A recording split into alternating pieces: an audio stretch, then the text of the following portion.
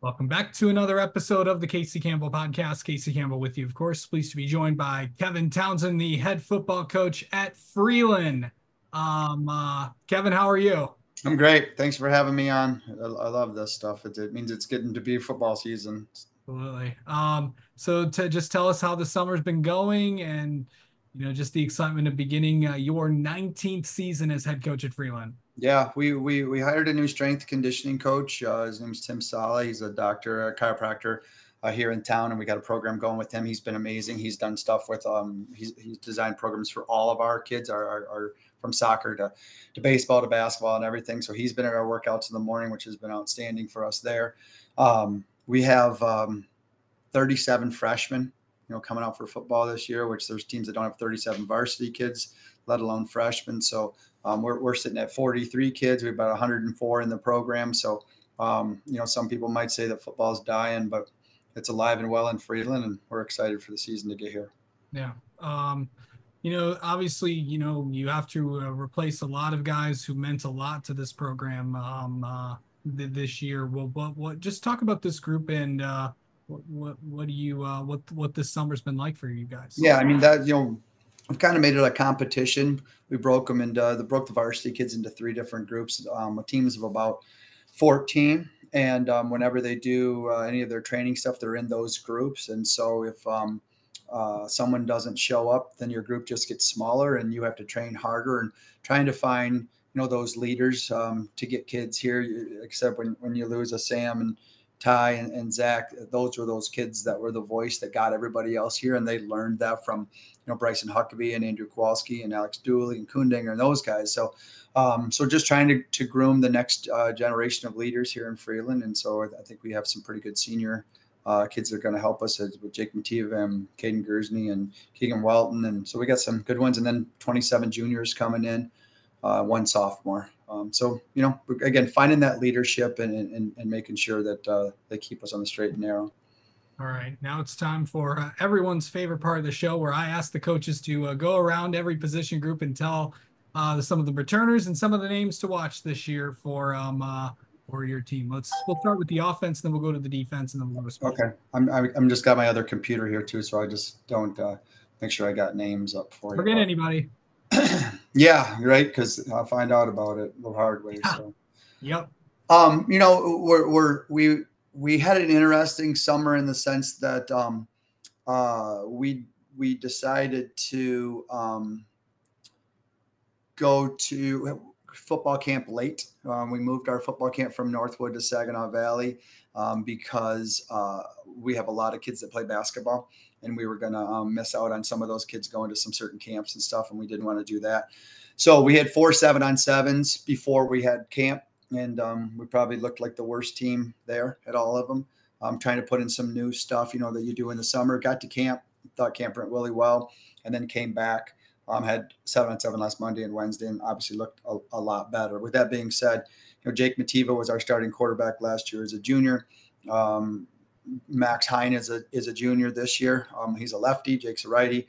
Max broke the school record in the 100-yard dash, so he can fly.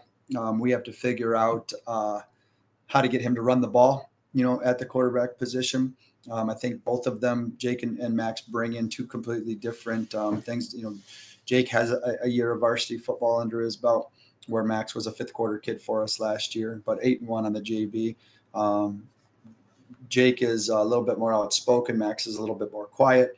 But I think both of them have extremely strong arms. They're both very bright in the classroom, which makes it really easy to change things out in the football field. So we still got some competition there. I know our defensive coordinator really loves both of them at safety.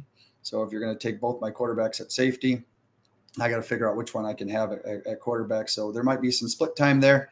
We'll see. That's still a competition that's open. Running backs, wide receivers. Yeah.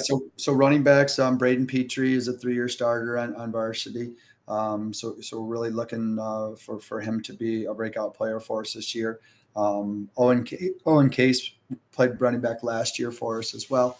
So he'll start at probably one of those running backs. And then we've got a slew of them. We have 18 kids that are coming out for different positions. Caden Gersney is a fullback. Keegan Welton is a fullback. We call him Soup. His dad's a superintendent at Bridgeport Schools, play them week 2 over there, so that'll be fun.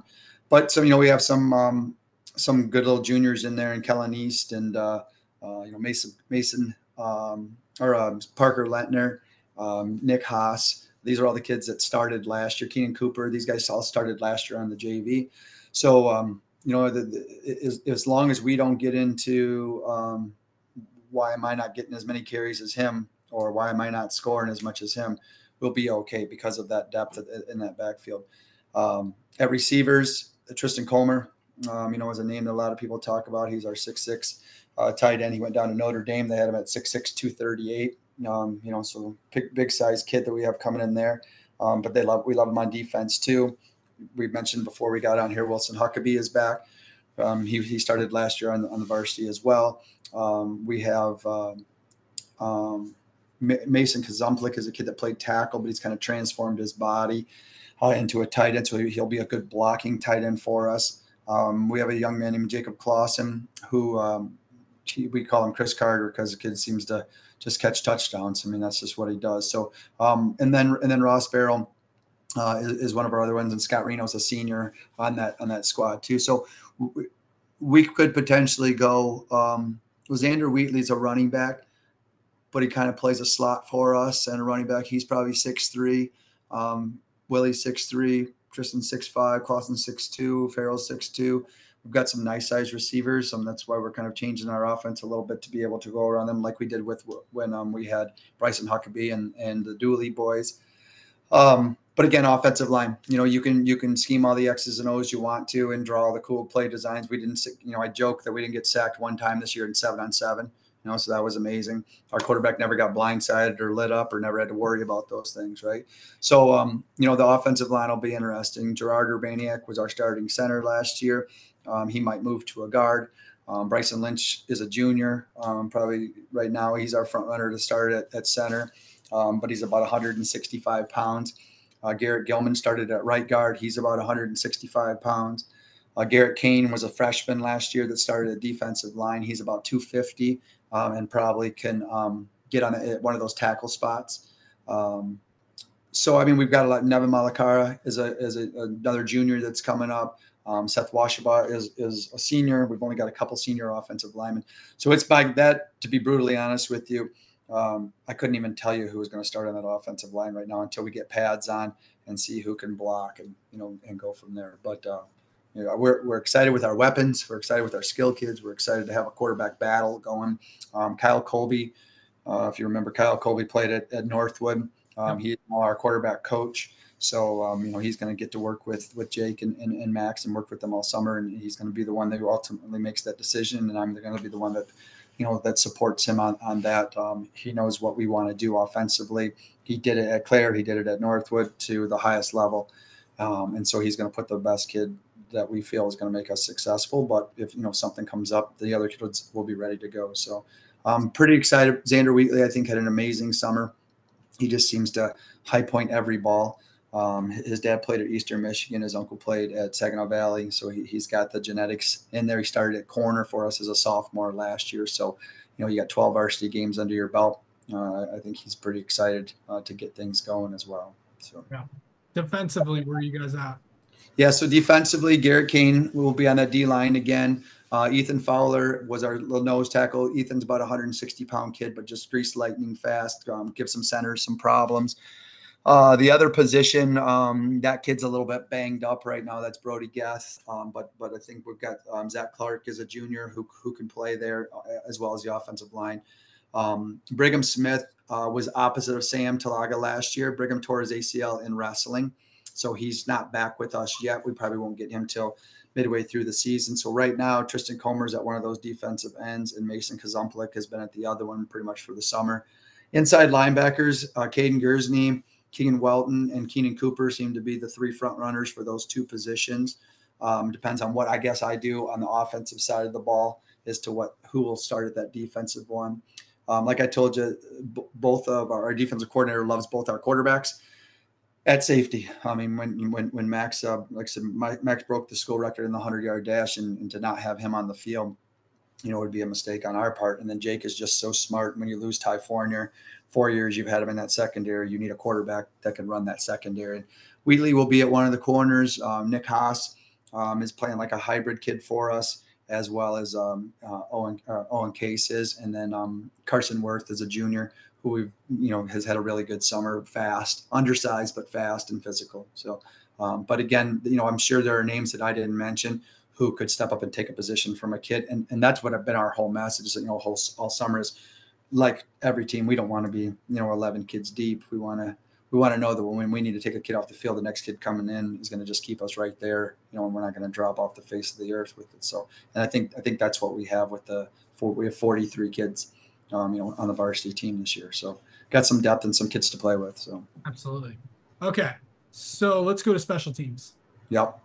Soccer kid Avery Thurston is going to replace Ethan Gozen, and Ethan was a 2-year starter at kicker for us there. So Avery will be a soccer kid for us there. And then I'm telling you, like I said, we have 19 kids that want to play in a skill position, whether it's a tight end, a receiver, a running back, what have you. So I really don't see too many offensive linemen or defensive linemen, for that matter, being on any of our special teams, which I think kind of helps us. If you want to kick onside at any point, we should always have a hands team, available. If you kick deep, we've got, kids back there that can fly. So we don't really care who you kick to those. Obviously, if we're in the flow of a game, we kind of have the mindset anymore that if we can average, 3 yards a carry, we're not going to kick extra points. We're going for 2. If you make 50% of those, it's the same thing. And so, but Avery's been great because he's been kicking deep into the end zone for us, which is obviously one of the most underrated weapons in high school football as a kicker. When you can't return the ball for that, we graduated Elijah Murphy as our punter, so that's still up in the air at punter. But kick return kids are going to be kids like Braden Petrie and Carson Worth and Owen Case and some of those backs that can fly. So we're excited. Yeah. Okay. Now we talked about all the kids. Now let's talk about the schedule. And it's a pretty good one, of course. Starting off August 29th, home against Saginaw. September 6th at Bridgeport. September 13th, home against Saginaw Swan Valley. September 20th at Flint Powers Catholic. September 27th, home against Alma. October 4th, home against Essexville Garber. October 11th at Bay City John Glenn.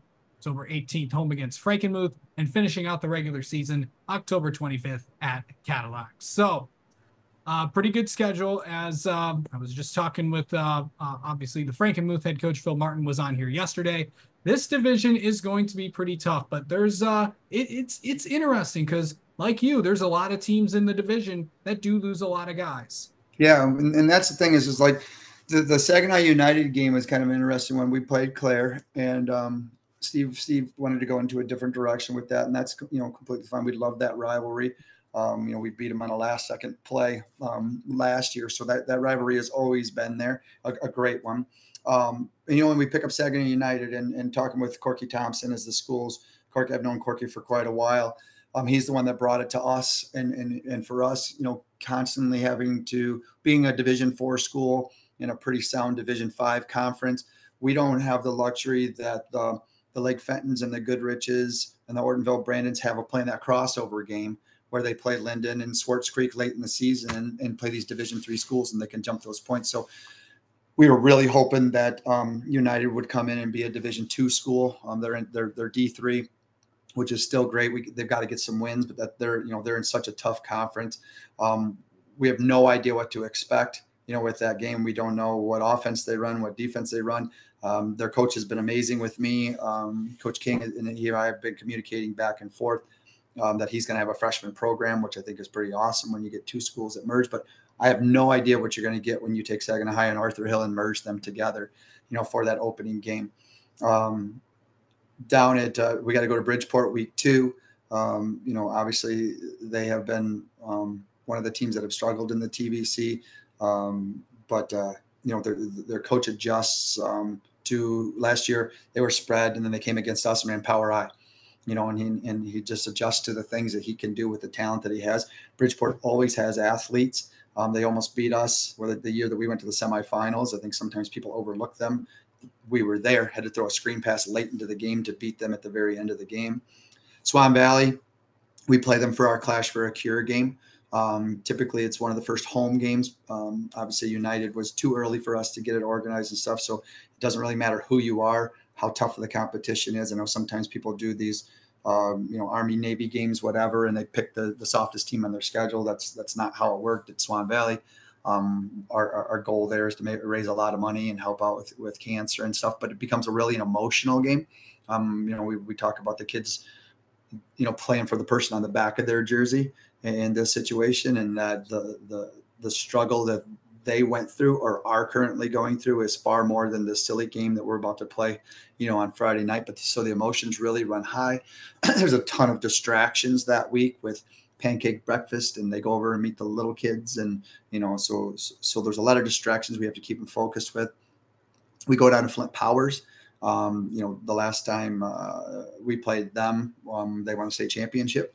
We played them pretty tough, but obviously different coaches. Their head coach there now was at North Branch when we beat them in the districts a couple of years ago. So he knows what we can do. So he'll be ready for us. We have no idea whether he's going to bring North Branch's tea, into the Powers, or what you're going to do there. And then you got a couple home games, which is nice, but one of them in Garber will be homecoming with another brand new head coach. So, we've got a new head coach at United. We've got a new head coach at Powers. We've got a new head coach at Garber. So, all these, and then we got to go up to Cadillac, and that's new. So I think our not to overlook obviously anybody, but our tough games seem to be our home games. So that'll help a little bit.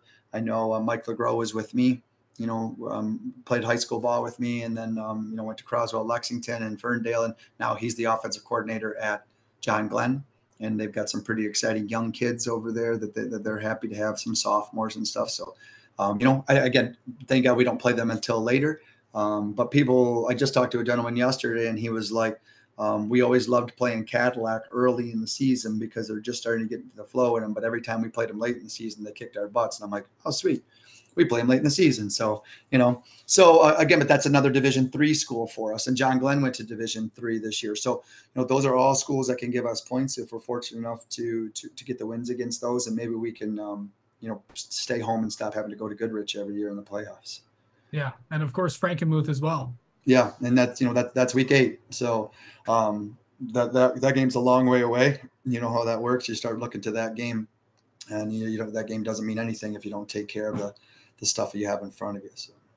Absolutely. All right. Obviously, what's this next week going to look like, for this team? I know a lot of coaches take some time of different approach with how they approach that week, or leave the weight room open, or they just, okay, you're going to get, get the week off and then go get ready for the 12th. Yeah. So, I mean, I'm not a big buff weight room guy. I like to work out. I like to, go. I'm a little bit older now. So, but myself and Dave Shawman, my defensive back coach, he and I are usually at the gym in the morning at 5 anyway.